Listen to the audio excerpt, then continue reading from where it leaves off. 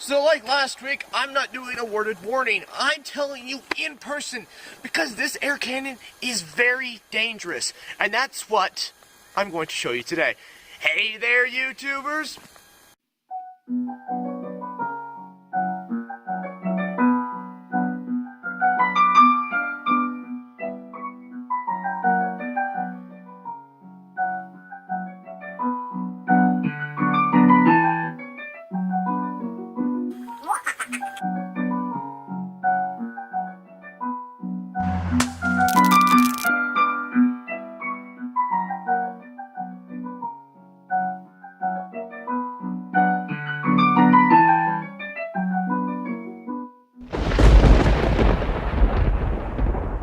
Professor Sheep here.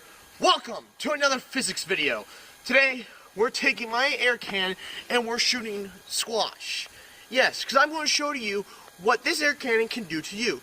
Then after we're all done, I'm going to show you the math, down to exactly what could possibly happen. So we're going to do 3 intervals, 30 PSI, 60 PSI, and 90 PSI. So let's do 30 PSI. Ears on? Alright. 30 PSI test. In 3, 2, 1. So here we are at the 30 PSI. Take a look at this. 30 PSI of damage. Look what it does to this squash. But I don't think that's enough. I want to see what 60 PSI will do to it. Now it's time for the 60 PSI test. 30 wasn't enough damage. I believe that 60 will be the best solution. Before we pressurize, let me move my cat. Get out of here, get out of here. Time to pressurize. Ears on.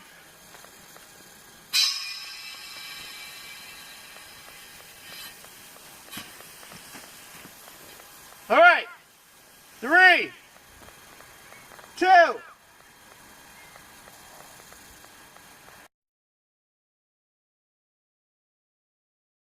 Sorry about that cut and you didn't get to see any damage. Well, you didn't get to see the ball go. There were some technical difficulties with my cameraman not being able to film correctly. Anyways, so here's the actual damage. Whoa, 60 PSI. Take a look at that. Clearly more damage. But, I don't think it's enough. Like I said earlier, let's ramp it up. Let's go to the extreme. 90 PSI. 60 PSI wasn't enough damage. I'm going to, and you know, I've repeated myself now. Let's see what 90 PSI can do. Ears on. Pressurize. 90 PSI. In 3, 2, 1. Holy buckets.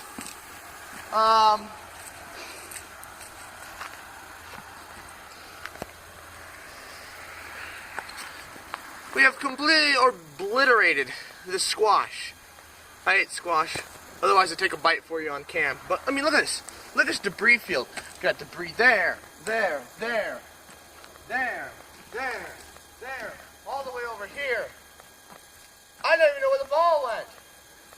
Guess I got to watch back and figure out where it went. Oh, found it. Yeah.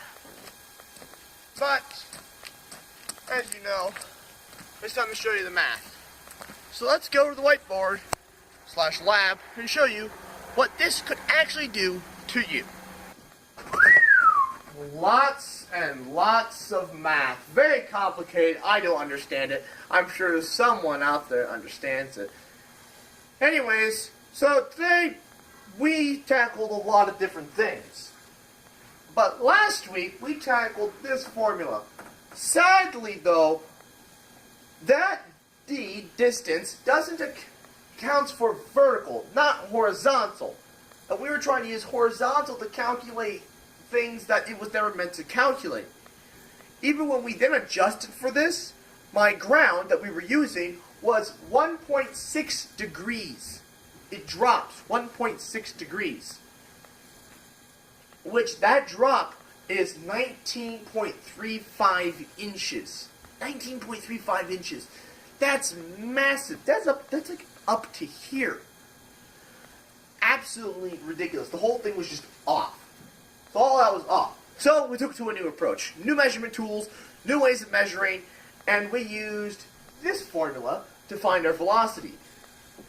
Now time for the part we all care about. The velocities at which each one of these traveled. So at 30 psi, today's velocity was 118.1 miles per hour. Good. Not fast enough though. 60 psi. Had lots of problems. As you saw, there's a technical difficulty. I didn't open the valve fast enough. There was a cat. I mean, it all just made a massive mess. But, you know, it's not my house. What do I care? Anyways, the velocity that time just so happened to be 103.3 miles per hour. Obviously slower than 30 psi. So we wrapped it up to 90 psi. Opened the valve as quick as I could, and we got 165.3 miles per hour. Much better, nice and fast. Obliterated that squash. So, we then had to use this formula to calculate our acceleration inside the barrel. And our acceleration we then used to find force, which is Newton's second law. F equals ma, mass times acceleration equals force, which is measured in newtons. Newtons is 1 kilogram times the acceleration of gravity, which is 9.8. That gives you 1 newton. Now, the mass of our ball, if I can find it here, was... it's somewhere in there. Oh yeah, now I remember, 0.045 kilograms. See? It's up there. I remember things. Anyways, so at 30 psi, the ball's newtons, traveling at that speed, and its acceleration of 905.6 meters per second squared, was 40.8 newtons. 60 psi, again, errors, was at 692.6 meters per second squared. That was 31.2 newtons. Then at 90 psi, the one we all care about because it did the most destruction, was 1,773.0 meters per second squared, which was 79.8 newtons. Okay, where'd that go from here? Why did you have this calculate newtons? Well, fun fact, the human's femur, on average, takes 4,000 newtons to break. But that's only a 35% chance of breaking it with that amount of force. On average, a rib takes 3,300 newtons to break. All thanks to Google and a medical paper I read this afternoon.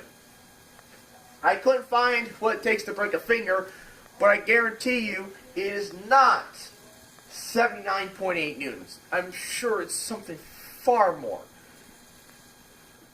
Anyways, so it can't break a bone.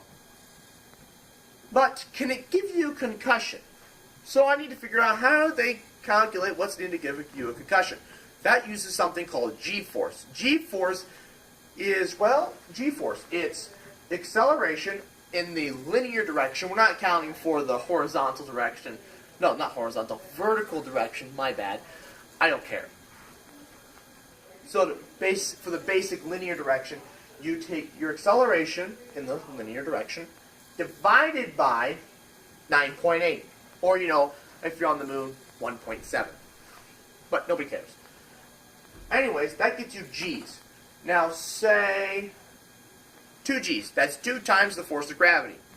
So our ball, at 30 psi, experienced 92.3 G's. Fun fact, to get a concussion is 90 to 100 G's.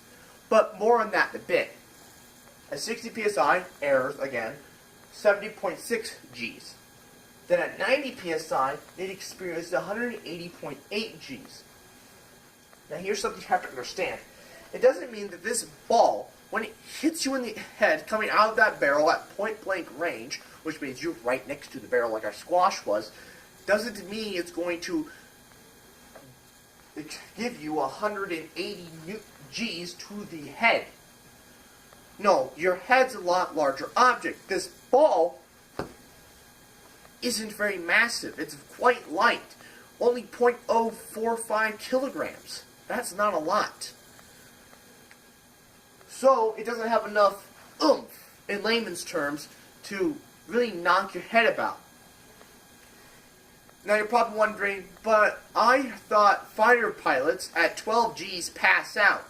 They do, but that's because 12 Gs experienced over your entire body is enough to pull the blood away from your head, causing a lack of oxygen, causing you to pass out. That's what causes that. But a ball hitting you, your head has to move, and your brain has to smack the side of the skull. Yeah, that's actually what happens with a concussion. Pretty scary things. They're very dangerous. But I'm rambling.